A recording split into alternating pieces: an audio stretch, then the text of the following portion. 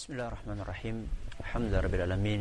Wassalatu wassalamu ala nabiyyina Muhammadin wa ala alihi wa sahbihi ajma'in. Amma ba'd. Kita sering mendengar istilah amal jariyah, yaitu sebuah amalan yang akan menghasilkan pahala yang terus mengalir kepada pelakunya.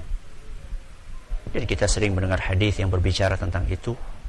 Idza matal insanu inqata'a anhu 'amaluhu illa min thalathin. Ketika manusia meninggal, maka amalannya semuanya akan putus kecuali tiga. Tiga hal itu adalah doanya orang saleh atau anak yang saleh, kemudian ilmu yang bermanfaat, serta sedekah jariyah. Akan tetapi, ternyata yang bisa mengalir itu bukan hanya pahala, termasuk dosa juga bisa mengalir. Mengalir bagaimana, Ustaz?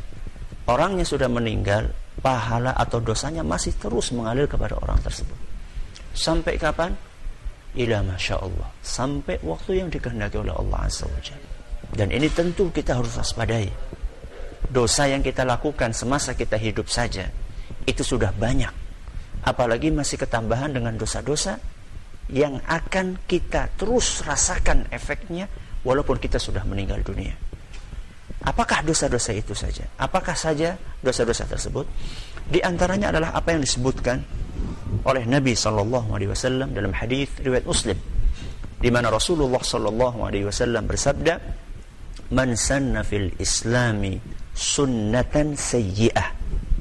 Barang siapa yang memberi contoh sesuatu yang buruk, sesuatu yang jelek, sesuatu yang negatif, maka apa akibatnya?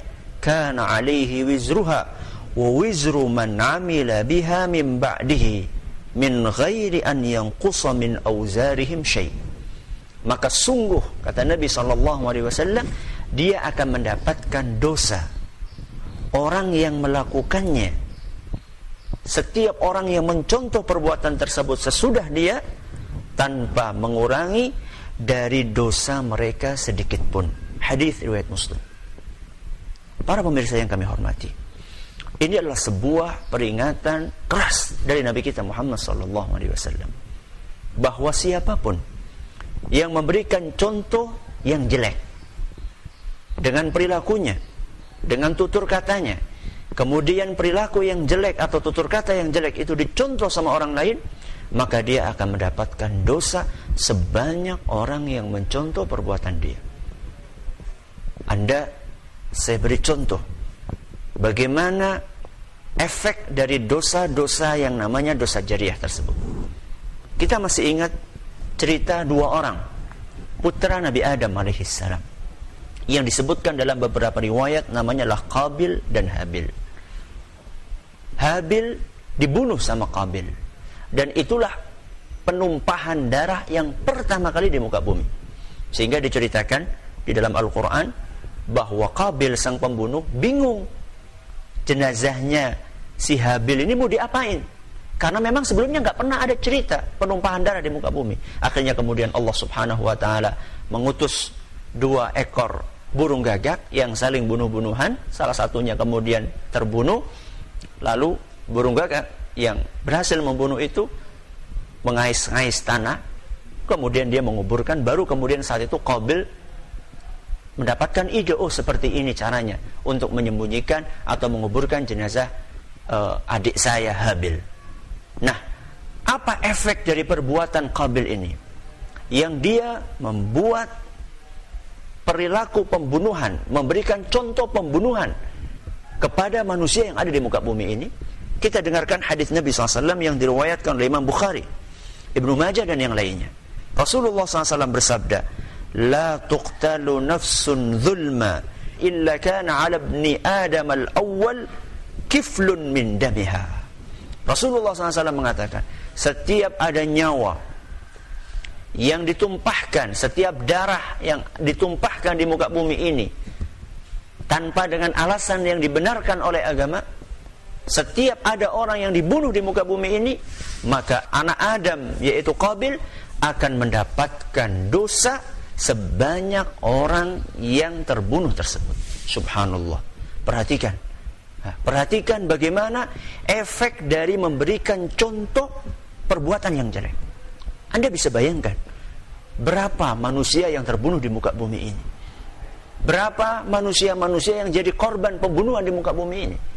Sebanyak itu manusia terbunuh, maka sebanyak itu pula dosa yang akan dirasakan oleh Qabil. Na'udzubillah min dzalik.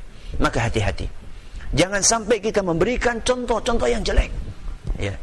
Kadang-kadang ada orang bikin desain, misalnya desain pakaian rok mini misalnya, dengan desain seperti ini. Semakin banyak orang yang menggunakan rok yang dia desain, maka akan semakin banyak pula dosa yang akan dia rasakan. Termasuk juga orang-orang yang menebarkan sesuatu yang jelek, sesuatu yang buruk, ya, di internet, cerita-cerita porno, kemudian tulisan-tulisan yang tidak baik. Setiap orang yang membaca tulisan tersebut, kemudian tergerak syahwatnya, lalu dia kemudian berzina, maka orang yang menulis cerita itu akan mendapatkan dosa sebanyak orang yang membacanya. Termasuk juga orang tua.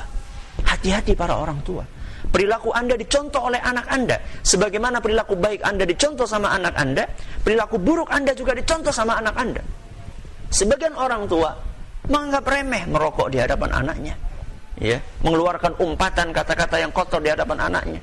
Ternyata tanpa dia sadari, anaknya mencontoh perbuatan dia. Anaknya ikut merokok, anaknya ikut mengumpat, anaknya nonton TV, acara-acara yang tidak baik. Kemudian anaknya ini mewariskan perilaku buruk itu kepada cucunya, cucu dari sang bapak yang pertama. Kemudian mewariskan kepada cicitnya, dan seterusnya. Dan selama itu pula Anda akan mendapatkan aliran dosa. Yang kedua, di antara bentuk dosa jariyah yang disebutkan oleh Nabi SAW adalah sebuah hadis yang diriwayatkan oleh Imam Muslim.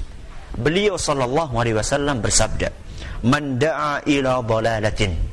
Barang siapa yang mengajak orang lain kepada sebuah kesesatan, kana 'alaihi minal ithmi mithlu athami man tabi'ah, la yanqusu dzalika min athamihim syai'a.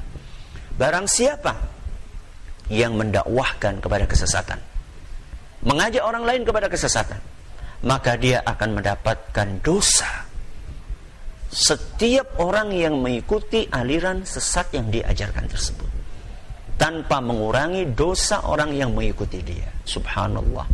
Hati-hati, hati-hati kaum muslimin, kaum muslimat yang kami hormati. Hati-hati ketika kita mengajarkan sesuatu. Sungguh setiap apa yang kita ucapkan dicatat oleh Allah Subhanahu wa taala, dan akan kita pertanggungjawabkan nanti di hadapan Allah Tabaraka wa taala. Bagaimana seandainya yang kita ajarkan adalah sesuatu yang menyimpang dari agama? Bagaimana seandainya sesuatu yang kita ajarkan adalah sesuatu yang tidak cocok dengan Al-Quran dan Sunnah Nabi SAW? Pemahaman-pemahaman yang menyimpang, kesyirikan-kesyirikan, bid'ah, kekufuran yang sekarang diusung oleh sebagian orang. Ketahuilah bahwa Anda akan mempertanggungjawabkan setiap perilaku yang Anda lakukan pada hari kiamat nanti.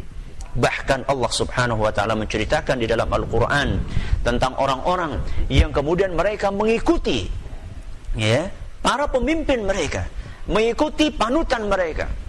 Ketika nanti dimasukkan ke dalam neraka pada hari kiamat, mereka kemudian lapor kepada Allah Subhanahu wa taala, "Wahai Rabbi, ya, kenapa engkau masukkan kami ke dalam neraka? Kami kan hanya ikut-ikutan. Ya, kami hanya ikut-ikutan para panutan kami." Karena kemudian mereka jengkel masuk ke neraka gara-gara mengikuti panutan mereka, maka mereka mengatakan, "Rabbana wa atihim dhi'faini minal adzabi wal 'anhum la'nan kabira." Ya Allah, timpakanlah azab yang berlipat-lipat kepada para panutan kami, dan laknatlah mereka dengan laknat yang besar. Maka hati-hatilah dari sesuatu yang namanya dosa jariyah, dan semoga yang sedikit ini bermanfaat. Wallahu taala a'la wa a'lam. Subhanakallahumma bihamdik, asyhadu an la ilaha illa anta, astaghfiruka wa atubu ilaik. Assalamualaikum warahmatullahi wabarakatuh.